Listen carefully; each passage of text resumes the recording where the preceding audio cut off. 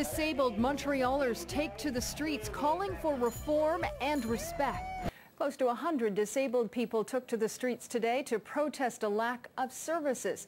They have a list of complaints that add up to people ending up sick, isolated, or living in poverty. Emily Brass has more. Organizers call it the 10% March because they say that's how many Quebecers live with disabilities.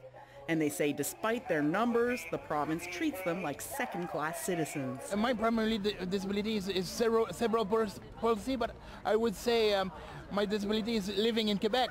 Morissette says transportation is a huge obstacle. In Montreal, many metro stations are not handicap accessible, and off-island, public transportation options are slim to none.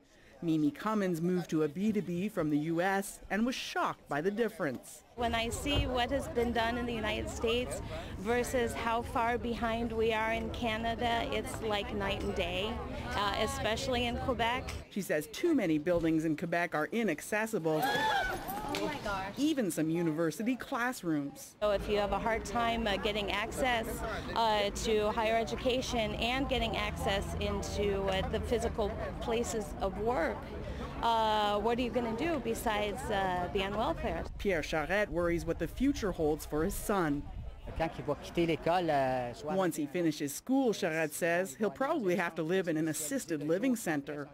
Morissette says it's so hard to find housing that's wheelchair accessible that many end up in homes for senior citizens.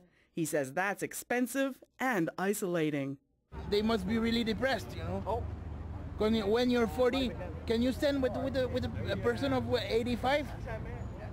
Do you have the same standard of living? Protesters hope their march will get the attention of the provincial government so they can get the support they need to get out of poverty and into the community. Emily Brass, CBC News, Montreal.